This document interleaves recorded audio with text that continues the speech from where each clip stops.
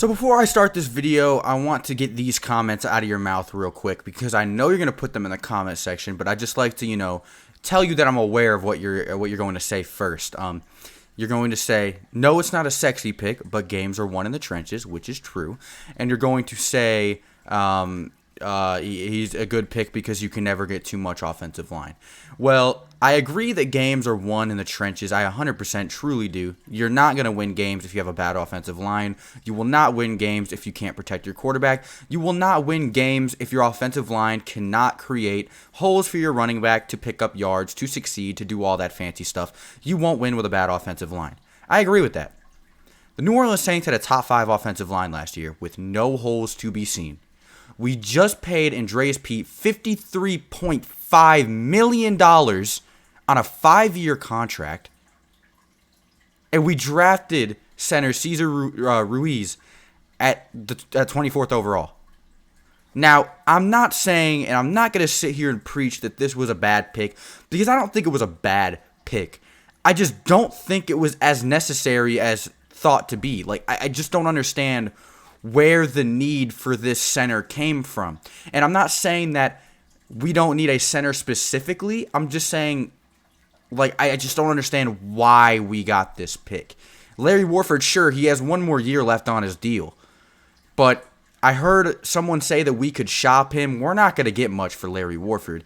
We could have got an offensive lineman to fill that position in the 3rd round, or better yet, waited until next year when it became an actually apparent problem, instead of wasting a 1st-round pick on Cesar Ruiz. The double R's are hard, I'm sorry. He's a great player. He's fantastic. He is an amazing piece, an extremely versatile player that can fill in at different spots. He's fantastic at playing center. He's fantastic at playing guard. But we traded up into the 2nd round for Eric McCoy last year.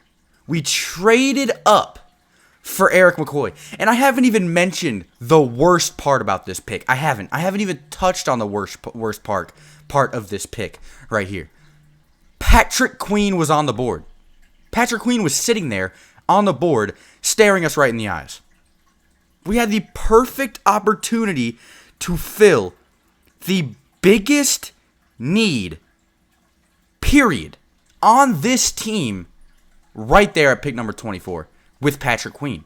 And I'm not saying because this isn't a good-looking pick. I would 100% understand. I wasn't mad when we drafted Ryan Ramczyk at 32. I was confused when we drafted Eric McCoy. That was because I was just falling for the hype for a wide receiver and thought that's what we were trading up for because someone was still on the board. But this, I'm trying to understand it, but I just simply don't. And that's just because we have Andreas Pete, who we just extended to a 5-year, $53.5 million deal. Teron Armstead. Eric McCoy played absolutely fantastic, was an elite center, and one of the best draft picks in the draft entirely last year. Played absolutely amazing. You have Larry Warford, who still has a year on his deal, and even if you want to shop him, you're not going to get much from him, and he's a solid starter that can play and do well. And then you have Ryan Ramczyk. Where does he fit on the offensive line besides taking out Larry Warford, who did not need to be moved, who could have stayed there and done well as that starting offensive lineman? Where does he fit? And I don't think, like I said, this was a bad pick. I don't think it was a bad pick. He's a great player. I just don't think we did a good job at visualizing and jumping on the opportunity to draft the biggest immediate need that we have on this team right now, which is a linebacker, and Patrick Queen was sitting there looking us right in the face. And that's what makes me angry.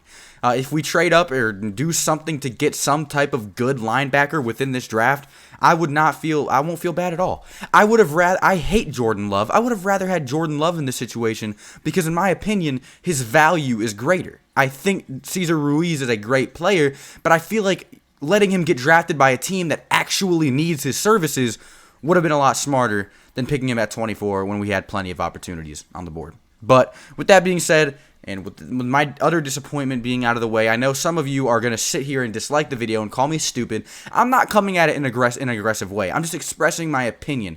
Everybody is entitled to their own opinion. If yours is different than mine, that's perfectly fine by me. I don't really... I'm not going to not share my opinion just because it might be unpopular. I'm not going to defend every pick the Saints make. They've made fantastic offensive line picks in the past, but I just don't think this one was all that necessary. But let's just get on and analyze Cesar Ruiz as a player, because I do think he is an extremely solid player. I just don't think he's the greatest pick at this point, and analyzing our needs and what we really need to succeed as a team and go and try to win now. With the rant out of the way, let's go ahead and get into his overview. I'm going to read some of this from the NFL Draft and Combine profile to really give you guys a glimpse on what the experts think about this player. Haven't had the greatest amount of time to go ahead and analyze him myself, but I will be making a video at the end of the draft, putting all of our players together and analyzing them 100% on my own. But they say he's athletic and tenacious with the combination of skills and technique to fit into a variety of blocking schemes on the next level, which is good. I'm glad that he can fit in a number of blocking schemes, and really, he could even play as a sixth lineman. Like, he does a great job at doing what he does, and he's extremely solid. He's big and strong. What is he? He is 6'3", 307 pounds. He ran a 5.08 40-yard dash. He's good, but just I don't think he was needed. Apparently, he has extremely snap-to-step quickness. He waits for the defender to declare before capturing and securing the block, which is very, very, very good, because that helps him not be faked out a lot. He's very smart, stops in his tracks, and waits for that defensive player to really commit to what he's going to do before going ahead and interlocking himself in that block. That helps a lot when it comes to certain situations, so that he doesn't get dusted and spun over and laid on the ground. He gives himself the opportunity to survey what the defender is doing, which is definitely a plus. He's consistent to run free through double teams and down blocks, which is good. If this dude, he does a great job at connecting with other offensive linemen to form double teams on star players. This is going to be needed when a player like, Von Miller next year is rushing through our offensive line. You may need to put more than one dude on that space, and being a guy that doesn't trip over the next man is a very good plus there, because then you can just ruin the whole thing and give that star defensive player a free run to your quarterback, which you do not want to do. He plays with bend and leverage, so he's a very flexible player that could get himself out or in of the way, depending on what he's trying to do, whether he's trying to evade a teammate to get interlocked into a block, or if he's trying to get himself into a spot to where he can block a defender. He is a very good and fluid player. Now, he has a tenacious demeanor from whistle to whistle, which is great. You always want to have a player with a lot of heart, especially when it's an offensive lineman. If you get beat as an offensive lineman, your confidence level can dwindle, so a player that's extremely tenacious is a very great pickup for the offensive line.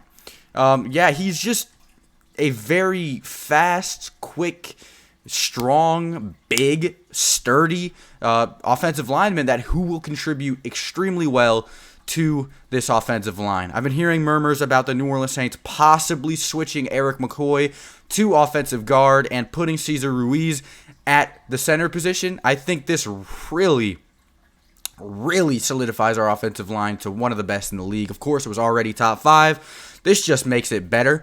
I don't think, like I said, it was necessary, but it is an addition nonetheless.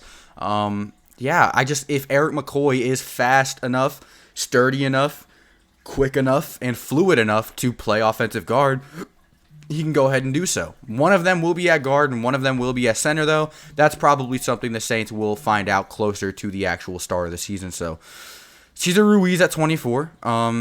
Like I said, it's not the sexiest pick. I don't think it was, necessary at all. But there are a lot of upsides to this pick, whether it be his extreme interchangeability. He can go anywhere. He's very fluid, quick on his feet, interlocks and blocks, pushes people over, is a pancake machine. Whatever that may be, it's a good player, a very good player. Just, I don't think it's the best pick. Thank you guys so much for watching. If you're upset that the New Orleans Saints passed on Patrick Queen as well, go ahead and smash the like button, comment, do all that fancy stuff.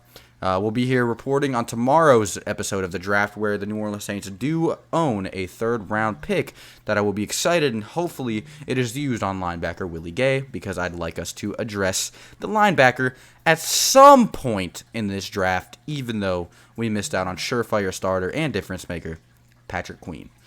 Thank you guys so much for watching. I'll see you boys tomorrow. Adios.